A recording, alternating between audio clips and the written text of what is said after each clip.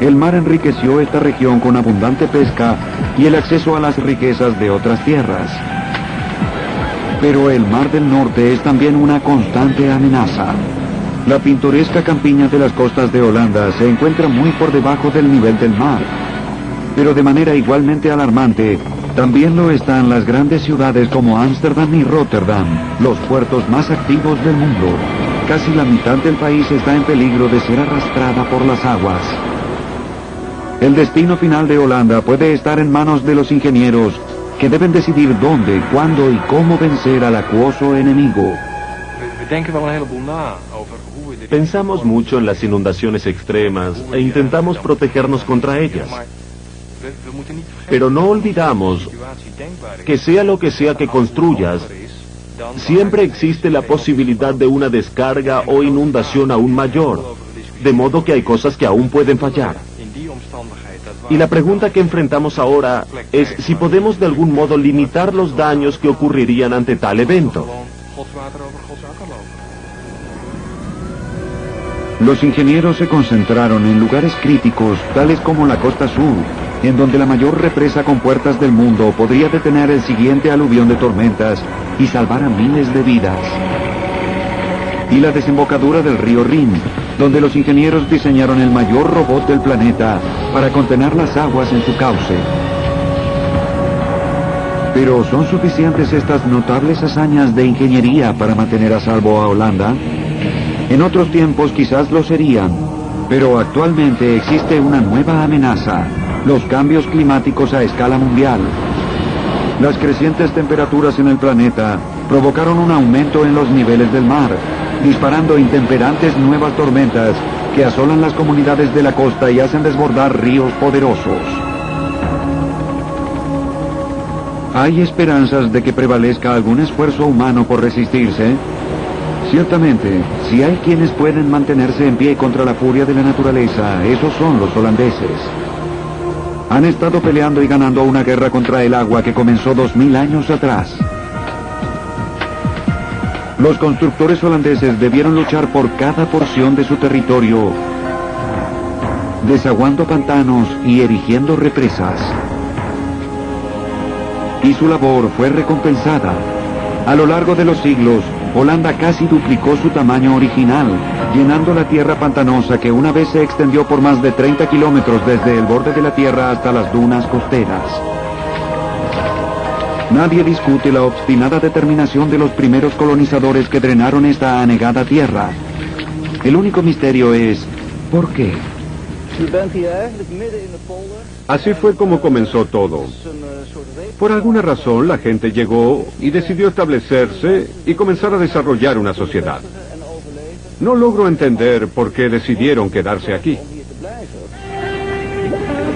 Una razón para vivir en la tierra pantanosa debió ser que era extremadamente fértil.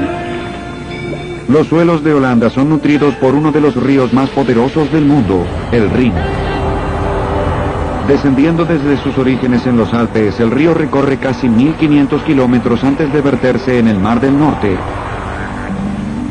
En todo su recorrido, el Rin inunda regularmente las tierras bajas, depositando nutrientes en el suelo y creando ricas tierras de cultivo para quien esté dispuesto a efectuar el arduo trabajo de drenar la tierra.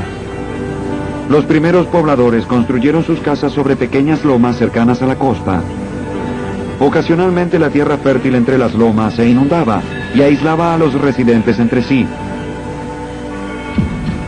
Para proteger la tierra, los granjeros eventualmente comenzaron a construir diques primitivos, muros bajos diseñados para mantener la marea alejada y la tierra seca. Los primeros colonos holandeses llamaron a estas tierras ganadas polders, y poco a poco los pequeños asentamientos crecieron. Pero había un problema. Con el tiempo, a medida que se secaba la tierra nueva, se asentaba, hundiéndose lentamente por debajo del nivel del mar y haciendo imposible el drenaje de la lluvia y la absorción del suelo. Eventualmente las aguas reclamaron la tierra. Pero con el paso de los siglos, los avances en una notable tecnología comenzaron a combatir la marea con el molino.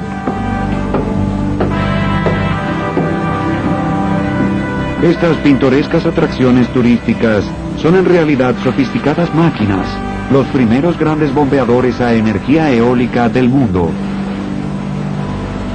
Cuando se cubren con lienzos, las paletas del molino se convierten en velas que atrapan las ráfagas de viento que soplan desde el Mar del Norte y las convierten en energía que se transmite a través de una serie de enormes engranajes que mueven una rueda de agua debajo. Para el año 1600, los molinos de viento eran populares y ofrecían la mejor solución al problema de drenaje en Holanda. Pero hay un límite sobre cuán alto puede un solo molino de viento elevar el agua, por lo que los ingenieros dispusieron los molinos en grupos a lo largo de canales, bombeando el agua en forma gradual desde el punto más bajo hasta la cima de los diques, en donde se vertía dentro de un canal y fluía hasta el mar. Con el poder adicional del viento, los holandeses podían ahora arrebatar grandes extensiones de tierra al mar, y la Holanda moderna comenzó a tomar forma. Actualmente estos molinos de viento fueron reemplazados por modernas bombas eléctricas. Día y noche, miles de estas bombas trabajan exprimiendo el agua del suelo holandés, bombeando 18 trillones de litros por año, suficiente agua para satisfacer las necesidades de Tokio por casi una década. Pero este éxito se obtuvo pagando un precio muy alto. Hacer desaparecer al mar del territorio holandés fue un logro increíble. Cada nueva granja, cada hogar próspero o imponente catedral que aparecía en la nueva tierra se erguía como un testimonio del ingenio y perseverancia de los holandeses. Pero en una extraña manera, este mismo éxito expuso al pueblo holandés a un peligro aún mayor, ya que cuanto más rápido se drenaba la tierra, más rápido se hundía. Eso creó una situación potencialmente desastrosa para un país que ya estaba peligrosamente por debajo del nivel del mar. En el siglo pasado solamente, Holanda se hundió medio metro. Y en muchos canales y ríos holandeses, la superficie del agua está hasta 6 metros más alto que la tierra. Lo único que sostiene a los ríos y al mar son las dunas costeras naturales y enormes represas construidas por el hombre. Esto es una constante preocupación para las millones de personas que dependen de estas para sobrevivir. Los holandeses comprenden muy bien lo que significaría si una de estas barreras fallara. Lo experimentaron personalmente. Realmente es algo indescriptible. Hubo por supuesto un gran daño. Todo lo que se podía ver era agua y ganado muerto y cosas así. Es imposible de describir. Fue como una guerra o algo parecido. Durante siglos, las inundaciones mataron a miles de personas en Holanda y la modificaron de la noche a la mañana.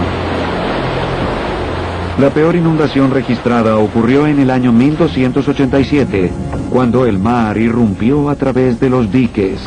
Cientos de personas perecieron.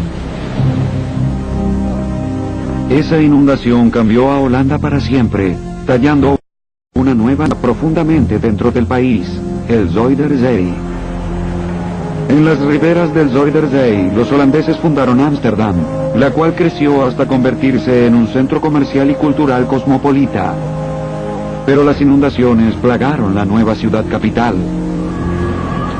Más recientemente, en 1916, el Mar del Norte asoló el Zuiderzee, aplastando diques e inundando miles de hogares justo al norte de Ámsterdam.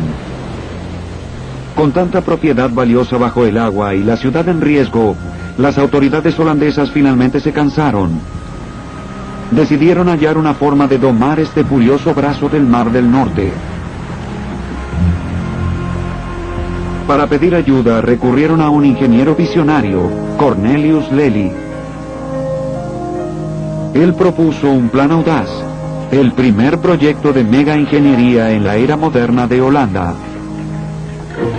Partiría el norte de la ensenada en dos, con una estructura de tamaño descomunal, un dique de 30 kilómetros de largo a través de una de las extensiones de agua más por tormentas en todo el mundo. De un lado estaría el furioso mar, Del otro, un nuevo lago de agua dulce llamado el IJsselmeer. Pero ¿sería esto posible? ¿O sucumbiría algún día a Ámsterdam durante una inundación? Nadie podía realmente garantizar que se llegaría a un final exitoso.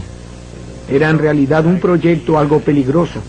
Involucraba a muchas personas y a muchas técnicas nuevas. En abril de 1927, Lely y sus ingenieros comenzaron a construir el gigantesco dique. Era el comienzo de un esfuerzo nacional sin precedentes que afectaba la vida de cada ciudadano holandés. El plan era levantar un par de terraplenes a 90 distancia uno de otro. El canal entre ellos se llenaría durante las etapas final de construcción. Pero las tierras no podrían sobrevivir a menos que tuvieran una protección contra el poderoso oleaje del Mar del Norte. Miles de obreros tejieron una colosal red de malezas y raíces. Los obreros reunieron más de 1 millón de metros cuadrados de esta cobertura protectora, la cual preservaría el lecho marino y los costados del dique de la erosión. Mientras que la gigantesca red de madera se hundía hasta su posición, los trabajadores la anclaban en su lugar con millones de toneladas de rocas. Con las paredes de barro aseguradas, los ingenieros comenzaron a bombear 7 millones de metros cúbicos de arena en el centro, suficiente para formar una playa artificial de 100 metros de ancho en una extensión de 30 kilómetros. A modo de capa final de la armadura, los obreros arrojaron millones de toneladas de piedras a lo largo de las paredes externas del dique. Finalmente, el 28 de marzo de 1932, 5 años después de comenzado el proyecto, los obreros sellaron la última brecha. Sabemos la hora exacta, 1 minuto pasada la 1 de la tarde. Fue realmente una gran noticia y muchas personas se sintieron orgullosas por la lucha contra las olas y el nuevo éxito. Así es como se sentían. Los holandeses habían construido el dique más grande de la historia, una pared de 30 kilómetros de largo que se elevaba 3 metros por sobre la línea de la marea alta. Cornelius Lely logró una gran victoria para Holanda contra el Mar del Norte. Pero aún no había terminado. Detrás del dique en el nuevo lago continental, siguió construyendo más diques para encerrar grandes porciones de la antigua ensenada del Mar del Norte. Luego envió los bombeadores. En los siguientes 40 años, los holandeses desaguaron más de 2.000 kilómetros cuadrados del anterior fondo marino, creando 4 nuevos territorios, la mayor anexión a Holanda de la historia.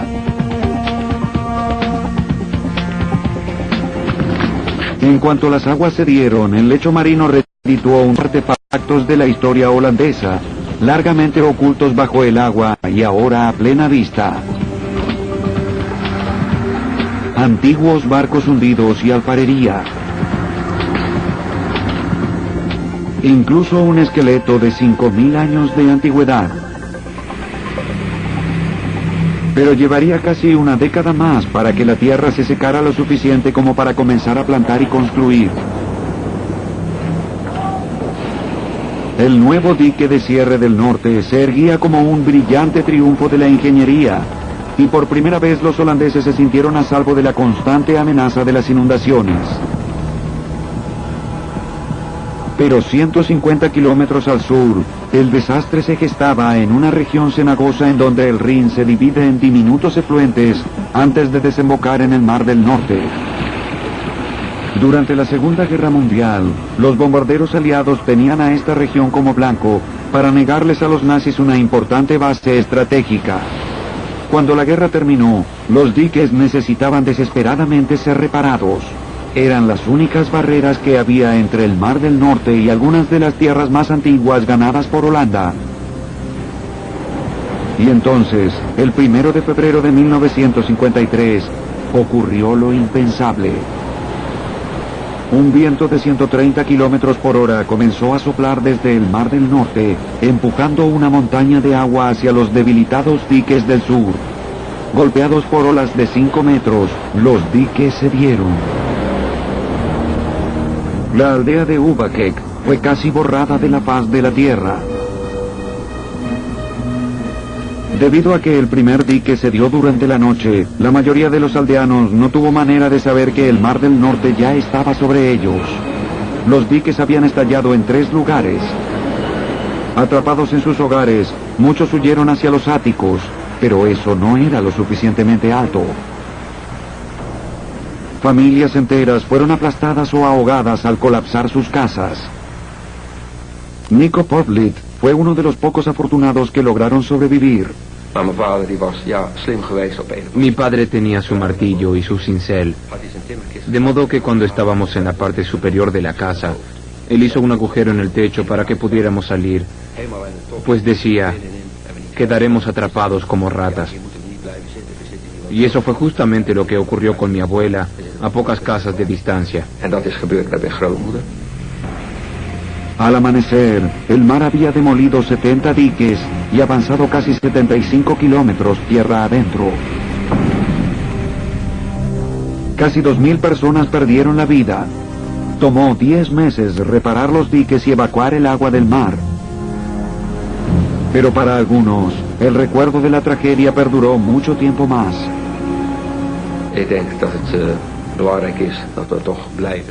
Las personas que lograron escapar dicen, sepan y recuerden que esto puede volver a ocurrir. El desastre fue una gran derrota para los holandeses. Evidentemente, el dique a lo largo del Zuiderzee no era suficiente para proteger al país. Los constructores se dieron cuenta de que tendrían que construir otra gran barrera, esta vez en el sur. Pero había un problema. La costa sureña no tenía una, sino varias ensenadas que proteger, lo cual presentaba un desafío de ingeniería mucho más intimidante que ningún otro que los constructores enfrentaran jamás.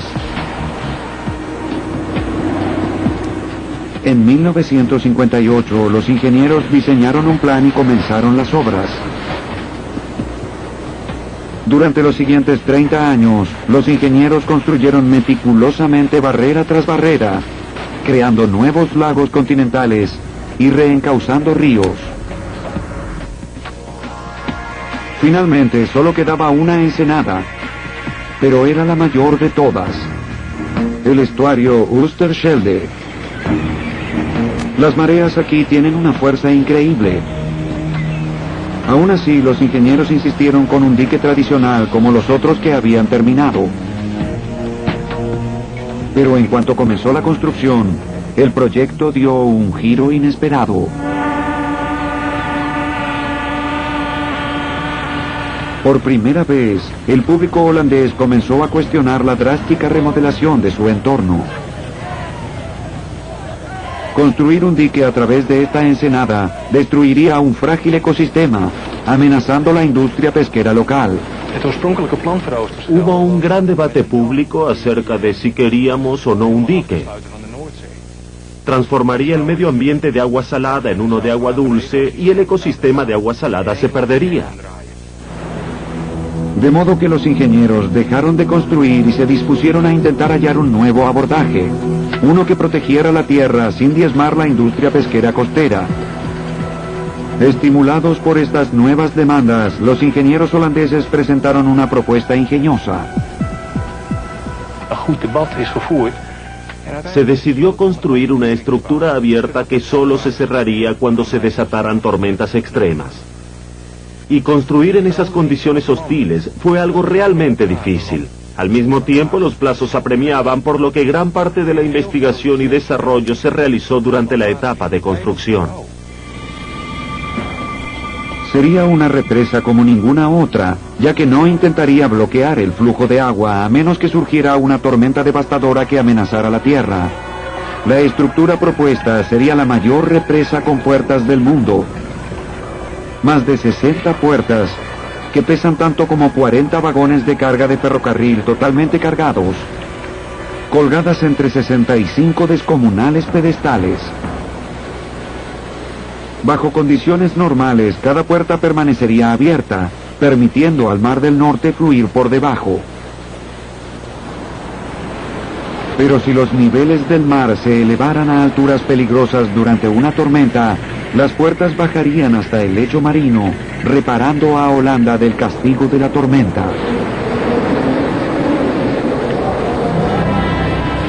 Jamás se había construido una estructura tan compleja en el mar en un área que tuviera mareas tan fuertes. Los constructores temían que las corrientes tremendamente fuertes rompieran la estructura antes de que pudieran anclarla al lecho marino. La solución fue construir la represa en secciones sobre tierra y luego ubicar las piezas en su lugar en el mar. ¿Funcionaría tal sistema? A medida que los ingenieros ponían a prueba los componentes del diseño, hallaban problemas. ¿Cómo podrían maniobrar estructuras tan enormes a través de aguas abiertas y ubicarlas con precisión quirúrgica, al mismo tiempo que luchaban contra las traicioneras corrientes del Mar del Norte? Finalmente decidieron que su única opción era intentarlo. Comenzaron creando 2 pequeñas islas en la ensenada.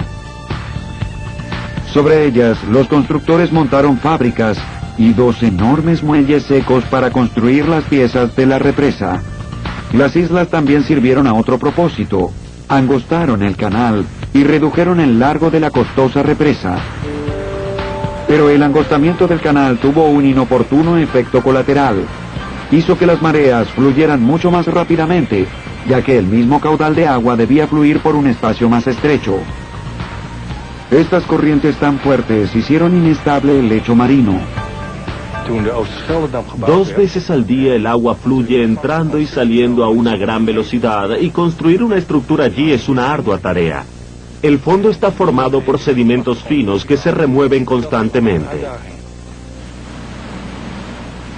Para comprender mejor cómo afecta la corriente al lecho marino, los científicos fueron a un laboratorio como este. Un técnico coloca un dispositivo de medición en un tanque de prueba.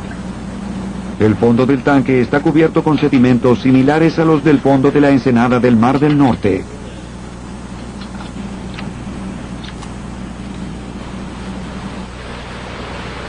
Cuando la velocidad del agua aumenta hasta asemejar la de las corrientes de la ensenada del Mar del Norte, los sedimentos se agitan furiosamente. Para los diseñadores holandeses, algo estaba claro. Si intentaban construir la represa directamente en el suelo de la ensenada, las arenas que se desplazaban la derribarían. ¿Podrían ellos idear otra manera de asegurar esta gigantesco dique estaba en proceso? Pero el inestable lecho marino amenazaba con enviar todo el proyecto de regreso al tablero de dibujo.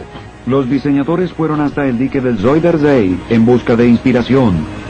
Aquí los enormes tapetes de sauce ubicados a los costados de la represa y en el lecho marino se oponían a la fuerza de las corrientes. ¿Podría una técnica similar salvar al dique Oosterschelde? Los ingenieros creyeron que sí, pero esta vez fabricaron enormes tapetes de plástico de 1 metro de espesor.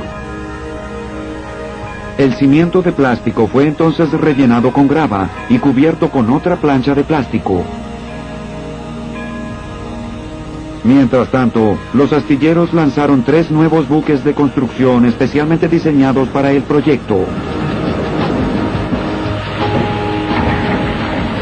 Y en un enorme muelle seco, creado en la isla del canal, los colosales pilares tomaron forma. Cada pilar era tan alto como un edificio de 11 pisos y pesaba más de 16.000 toneladas. Estas inmensas estructuras debían colocarse con gran precisión, y esa sería una tarea abrumadora. Las mareas fluyendo dentro y fuera de la ensenada son simplemente demasiado poderosas para que esto sea posible. Pero hay un breve periodo cada día en el que las corrientes menguan y la marea saliente hace una pausa antes de volver a entrar velozmente.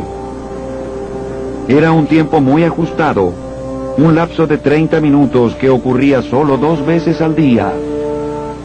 Si los constructores querían tener éxito, sabían que debían moverse con la precisión de un reloj.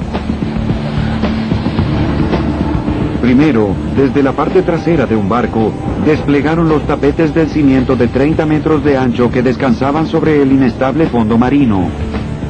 Luego, otro barco maniobró los enormes pilares en su posición para descenderlos hasta el tapete que yacía debajo. Con solo 30 minutos para completar el duro trabajo, no había lugar para el error. El sobreviviente a la inundación, Nico Portlieb, participó en la construcción de este proyecto. Es muy difícil ubicarlo justo en el lugar correcto. Estaba a pocos centímetros del punto donde debía estar, y fuimos afortunados y lo logramos.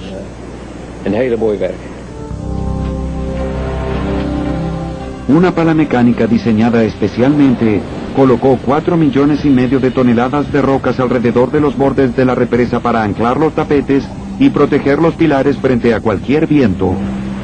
Luego siguió una tarea igualmente demandante: instalar las enormes puertas que pesaban casi 400 toneladas cada una. Para el año 1987, la barrera contra las tormentas estaba completa. Los 65 pilares y sus portones estaban en posición con una flamante autopista que corría sobre ellos. La represa más sofisticada jamás construida. Sus diseñadores están confiados en que durará unos 200 años. Pero ¿puede soportar realmente toda la fuerza del Mar del Norte? Cuando llega la gran tormenta pueden imaginarlo. Es enorme. Cuando un viento fuerza 11 se posa sobre la barrera con sus grandes olas de hasta 3 o 4 e incluso 5 metros, tiene un enorme poder. Realmente se siente. Durante una tormenta, las computadoras monitorean los niveles del mar. Cuando una marejada alcanza los 3 metros por encima del nivel del mar promedio, una alarma se emite hasta el equipo de control de emergencias. Ellos dan la orden de descender las puertas, sellando la ensenada. Desde el 2002, la represa tuvo que cerrarse 21 veces, protegiendo la costa y salvando incontables vidas. Es una victoria para aquellos que recuerdan la terrible inundación de 1953, como Nico Portlieb, el joven aldeano que creció y se convirtió en el actual ingeniero supervisor de la represa. Al trabajar en esta barrera se siente algo muy especial. Pueden imaginarlo. Con la culminación de la barrera sur, Holanda estuvo mejor protegida que nunca del Mar del Norte. Sin embargo, aún quedaba una importante brecha en las formidables defensas de Holanda. La bulliciosa ciudad de Rotterdam aún era un blanco abierto. Rotterdam, el puerto marino más activo del mundo. Cada 6 minutos un barco entra o sale del puerto. En un año, esos son más de 80.000 buques que transportan más de 300 millones de toneladas de carga. Si una tormenta de gran dimensión fluyera velozmente por el Rin, inundaría Rotterdam con 5 metros de agua.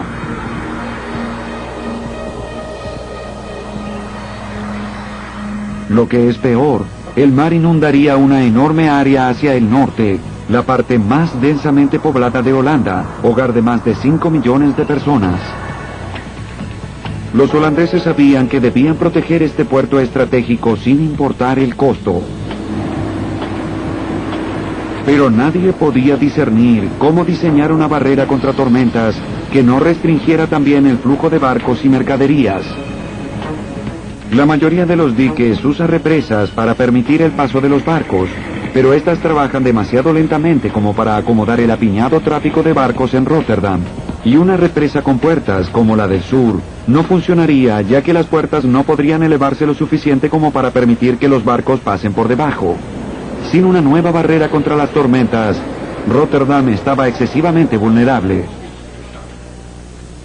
En 1991, los ingenieros aceptaron el desafío de construir una barrera contra las tormentas para proteger al puerto ante una emergencia, pero que pudiera mantenerse fuera del paso hasta ser necesario. Presentaron un diseño revolucionario, un par de formidables barreras que se desplazarían hasta su lugar a través del río cuando fueran necesarias, protegiendo al puerto de una manejada al desatarse una tormenta. Cada barrera estaría adosada al extremo de un monumental brazo de tubos de acero, y cada uno de estos enormes brazos tendría un hombro, un pivote de bola y cuenca que le permitiría a la barrera girar hasta su posición. Para probar el diseño, los ingenieros experimentaron con un modelo a escala en un laboratorio. Al igual que en el modelo, las barreras de acero serían huecas, permitiéndoles flotar en la superficie del agua. Una vez en su posición, se llenarían de agua y se hundirían hasta el fondo, sellando a Rotterdam de la inundación que se avecine. En general, un diseño asombrosamente simple, pero muy difícil de construir. La primera prueba que hicimos mostró tremendas inestabilidades en toda la estructura, simplemente debido a la corriente que fluye por debajo de la barrera mientras la ubicamos en su posición. La barrera estaba totalmente fuera de control.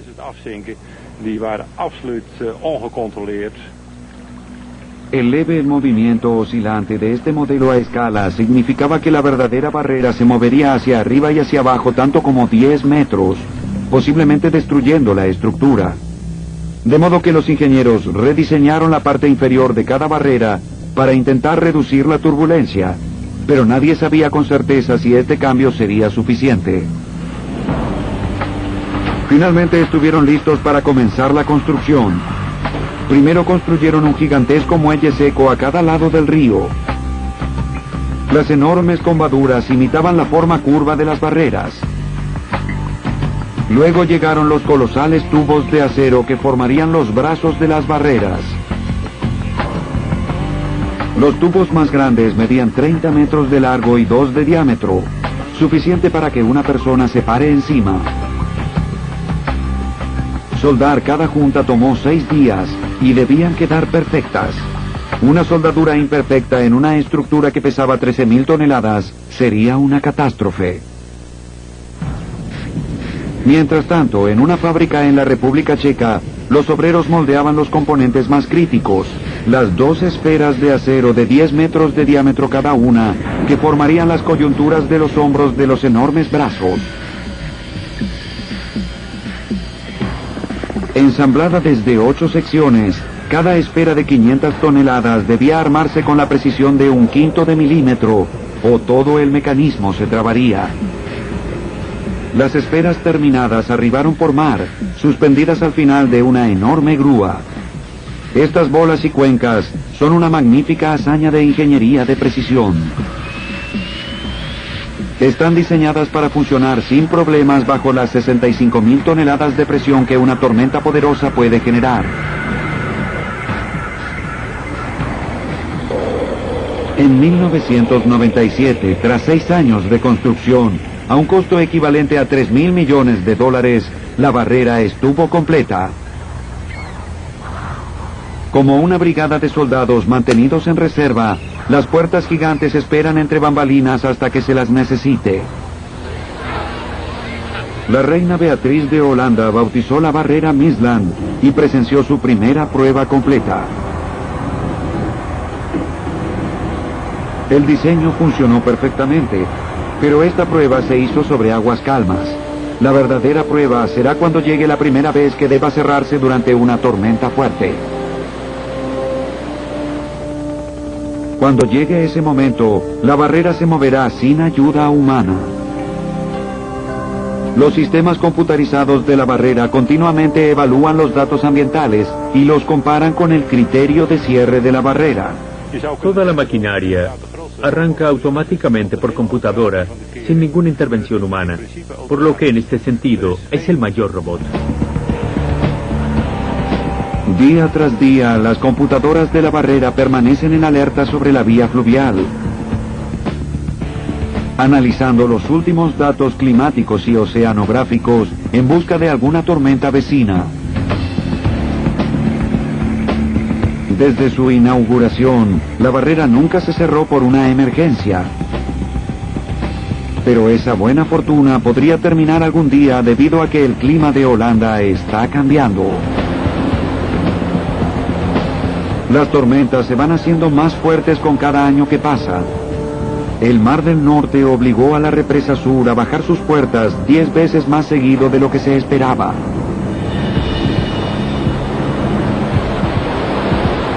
Y si el clima continúa empeorando, las intensas tormentas como las que solo se encuentran en los trópicos podrían llegar hasta Holanda.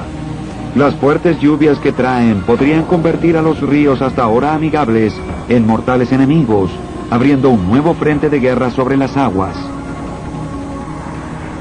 El mayor golpe lo recibiría el territorio central de Holanda, las pequeñas aldeas con granjas como Ochton sobre el río Rin. Las inundaciones vinieron y se fueron según las estaciones, trazando un ritmo predecible. Durante siglos, los diques protegieron la ciudad y los campos durante estas inundaciones. Pero en el invierno de 1995, ese patrón súbitamente se rompió. Lluvias de inusual intensidad empaparon los campos. El agua se drenó hacia el Rin, provocando que creciera. El río alcanzó su nivel pico usual, pero luego siguió creciendo. El nivel del río seguía allí. El dique comenzó a rajarse. Fue una situación muy peligrosa. Y recibí aviso de evacuar de inmediato. Fue un momento crítico. El río crecido amenazó con desbordar los diques e inundar el pueblo. Se formaría una pared de agua que destruiría todas las casas en aproximadamente 1 kilómetro a la redonda. Y eso significaría que toda la aldea de Ochton, de unos 3.000 habitantes, fuera arrastrada por las aguas. Pero la inundación nunca llegó. El río dejó de crecer y lentamente cedió. ¿Fue acaso este casi desastre un hecho que ocurre solo una vez en un siglo? Si el calentamiento global es una realidad, podría ser un indicio de lo que está por venir. Nuestras lluvias bien podrían convertirse en más tropicales, y eso implica que las intensidades tropicales llegarían aquí. Si viajas hacia el sur, sabrás que las lluvias tropicales son más intensas que las del norte. Provocará el aumento de las lluvias que Holanda sostenga una guerra de dos frentes, tanto contra el furioso Mar del Norte como contra los ríos desbordantes. Para saber lo que deparará el futuro, algunos planificadores holandeses estudiaron un lugar más cercano a los trópicos, en donde los ingenieros están atrapados en una lucha similar. Nueva Orleans, Estados Unidos. La verdadera apuesta aquí tiene riesgos mucho mayores. La ciudad está asediada por agua, y los ingenieros quizás estén impotentes para defenderse del desastre. Como gran parte de Holanda, Nueva Orleans está posada sobre tierra ganada a las aguas, en este caso el río Mississippi. Y al igual que Holanda, la ciudad se está hundiendo a través de los siglos. No solo eso, el cercano lago Pontchartrain arrincona a Nueva Orleans desde el norte. Solo gigantescas barreras similares a las de Holanda evitan que la ciudad se ahogue. Pero Nueva Orleans también enfrenta un enorme peligro que Holanda no tiene, al menos no aún. Los huracanes. Estos enormes sistemas de tormenta acumulan un poder increíble. Los huracanes concentran fuerza lejos en el mar y a medida que se acercan a tierra empujan una pared de agua delante de ellos. Estas tormentas pueden ser aún más destructivas que las inundaciones del Mar del Norte en Holanda. De hecho, la mayor marejada de tormenta registrada, una devastadora pared de agua de 7 metros de altura, se estrelló contra la costa del Golfo en el sur de los Estados Unidos en 1969. Movida por los vientos de 218 kilómetros por hora del huracán Camille, la marejada mató a 250 personas en Mississippi. Pero pudo ser mucho. Un huracán de categoría 5 se estrelló contra la costa del Golfo en el sur de los Estados Unidos. La devastación fue pasmosa. Pero los ciudadanos vecinos de Nueva Orleans se consideraron a sí mismos afortunados. Si el huracán viraba apenas hacia el oeste, habría golpeado de cara a la ciudad. La tormenta habría empujado una pared de agua del Golfo de México hacia el lago Pontchartrain y luego elevado las aguas del lago por encima de los diques hacia la ciudad. Habría sido una inundación como ninguna que la ciudad haya visto antes. Lo que estoy haciendo es usar una vara de medición para ilustrar cuán alto llegaría el agua en una tormenta de categoría 5, el peor de los casos. Ahora el extremo de la vara está a 6 metros, y esa es la altura del agua que preveemos en una tormenta de categoría 5. Una inundación como esta reclamaría la vida de hasta 40.000 personas. Para prevenir semejante catástrofe, los ingenieros saben que necesitan una barrera bastante mayor para evitar que el mar se desborde sobre el lago Pontchartrain durante un huracán. Pero ninguno de los diseños holandeses resultó práctico, ni un enorme dique, ni una barrera móvil,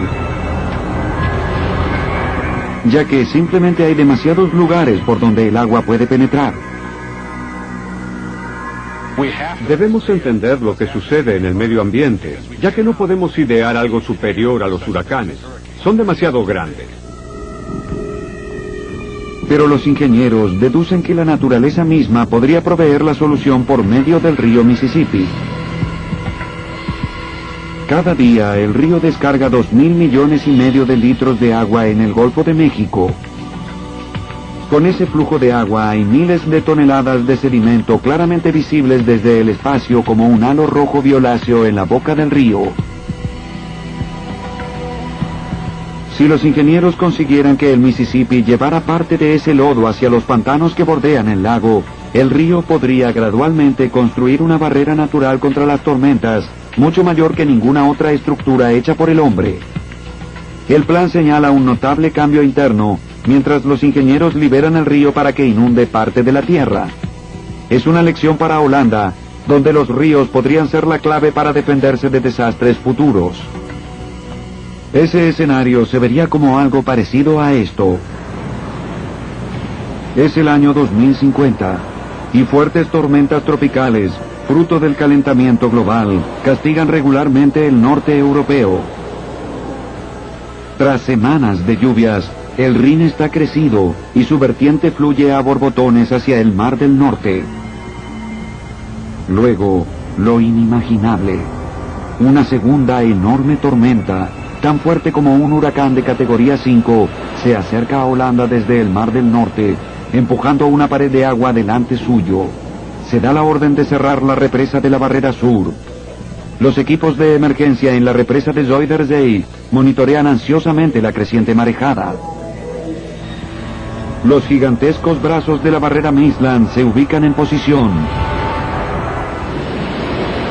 Hora tras hora la marejada crece, pero las barreras la sostienen. Comienza a parecer que Holanda escapará indemne.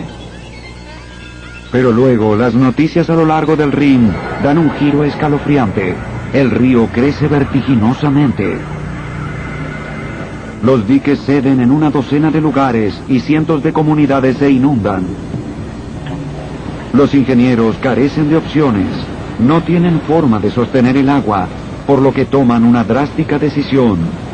Por primera vez en más de 2000 años, se rinden. Deciden cortar por lo sano y renuncian a parte del territorio. No intentarán luchar contra la inundación. En vez de eso, intentarán manejarla. Desviarán los ríos fuera de las áreas más densamente pobladas, permitiendo que el agua se vierta en los campos. El costo será elevado, pero al permitir que algunas áreas se inunden, preservarán gran parte de su tierra arduamente ganada y salvarán vidas. A fin de prepararse para el futuro, los ingenieros ya están marcando algunas áreas como planicies potencialmente inundables. En la guerra sobre el agua, es una retirada táctica, pero no una derrota. Ya que para los holandeses, el agua es tanto un enemigo como un amigo, y su historia es la de la lucha por un equilibrio entre ambos.